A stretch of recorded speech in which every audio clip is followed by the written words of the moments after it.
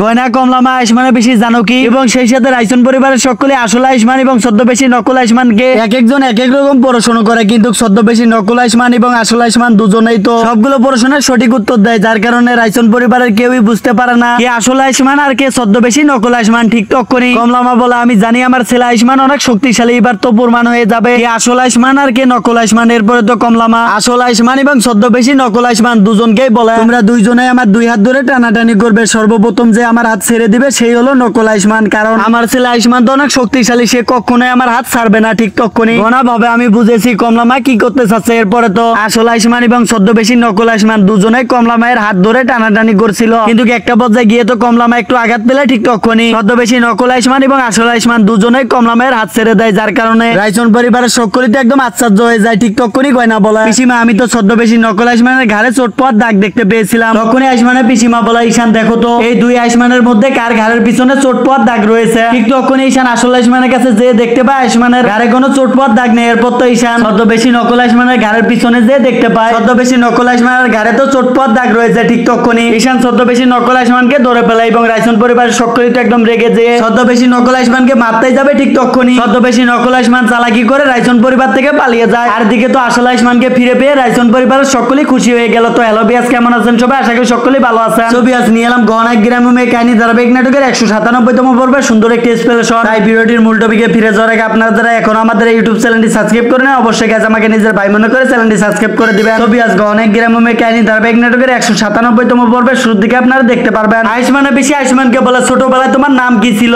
ঠিক তখনই আয়ুষ্মান বলে, 2008 সালে আমার নাম রাখা হয়েছিল আয়ুষ, আর 2016 সালে আমার নাম রাখা হয়েছে আয়ুষ্মান। এরপরে আয়ুষ্মানের বেশি আবারও ছদ্মবেশী আয়ুষ্মানের কাছে যায় এবং জিজ্ঞেস করে, বলো তো তুমি তোমার ছোটবেলায় তোমার নাম কি রাখা হয়েছিল? ঠিক তখনই ছদ্মবেশী নকল আয়ুষ্মান বলে, আয়ুষ আর আয়ুষ্মান। এই কথা শুনে রাইসন পরিবার সকলে একদম চমকে যায়। এরপরে রাইসন পরিবারের সকলে ছদ্মবেশী নকল আয়ুষ্মান এবং আসল আয়ুষ্মানকে এক একজন এক এক রকম পড়াশোনা করে, কিন্তু ছদ্মবেশী নকল আয়ুষ্মান এবং আসল আয়ুষ্মান দুজনেই তো সঠিক উত্তর দেয়, যার কারণে রাইসন পরিবারের সকলে একদম অবাক হয়ে যায় এবং সেই সাথে রাইসন পরিবারের কেউই বুঝতে পারে না আসলে কে ছদ্মবেশী নকল আয়ুষ্মান আর কে আসল আয়ুষ্মান। এবং এরপর দৃশ্যে আমরা দেখতে পাই কমলামা ছদ্মবেশী নকল আয়ুষ্মান এবং আসল আয়ুষ্মানকে বলে, আমি জানি আমার ছেলে অনেক শক্তিশালী, তাই তোমরা দুজনেই এখন আমার দুই হাত ধরে রশির মতো টানাটানি করবে, আর যে আমাকে টেনে তার নিজের কাছে নিতে পারবে সেই আমার আসল আয়ুষ্মান। ঠিক তখনই গহনা ভাবে আমি বুঝেছি কমলামা কি করতে যাচ্ছে। ডক্টর বাবু যতই শক্তিশালী হোক না কেন সে কখনোই কমলামায়ের হাত ধরে জোরে টানাটানি করবে না, কারণ ডক্টর বাবু কখনোই কমলামাকে কষ্ট দিবে না। এবং এর পরের দৃশ্যে আমরা দেখতে পাই আসল আয়ুষ্মান এবং ছদ্মবেশী নকল আয়ুষ্মান দুজনেই তো কমলামায়ের দুই হাত ধরে টানাটানি করে, কিন্তু একটা পর্যায়ে গিয়ে কমলামা একটু ব্যথা অনুভব করে কান্না করতে ধরলে ঠিক তখনই ছদ্মবেশী নকল আয়ুষ্মান এবং আসল আয়ুষ্মান দুজনেই তো কমলামায়ের হাত ছেড়ে দেয়। সেই মধ্যে ঈশান আমার চাকরি বলে, এটা কি হলো? এই দুই আয়ুষ্মানে তো কমলাজির হাত ছেড়ে দিল, এর মানে কি এই দুইজনেই ছদ্মবেশী নকল আয়ুষ্মান? ঠিক তখনই আসল আয়ুষ্মান বলে, আমি মার হাত ছেড়ে দিছি, এর মানে এই না যে আমি হেরে গিয়েছি,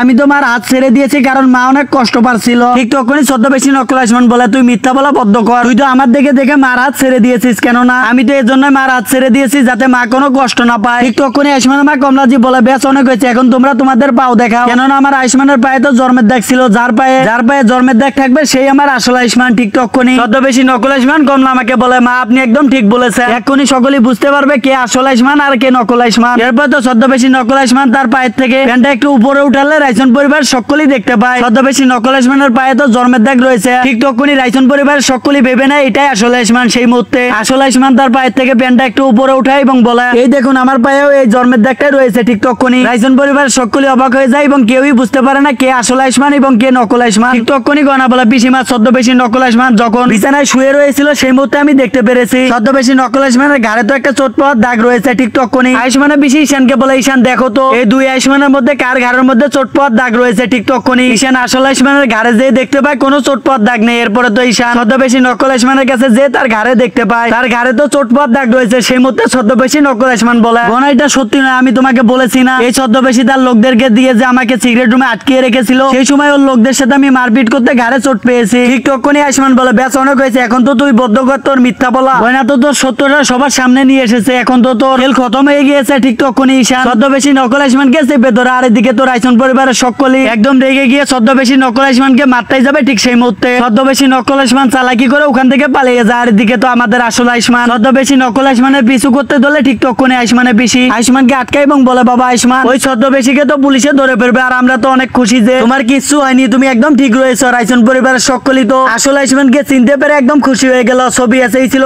অনেক গ্রামের মেয়ে কাহিনী ধারাবাহিক নাটকের 197তম পর্বের সুন্দর একটি এক্সপ্লেনেশন। তো আপনাদের কাছে এই ভিডিওটি কেমন লাগলো অবশ্যই কমেন্ট করে জানাবেন এবং পরবর্তী ভিডিওর এক্সপ্লেনেশনটি সবার আগে দেখার জন্য অবশ্যই গাইস আমাকে নিজের ভাই মনে করে চ্যানেলটি সাবস্ক্রাইব করে আমার সাথে থাকবেন। সকলে ভালো থাকবেন, সুস্থ থাকবেন।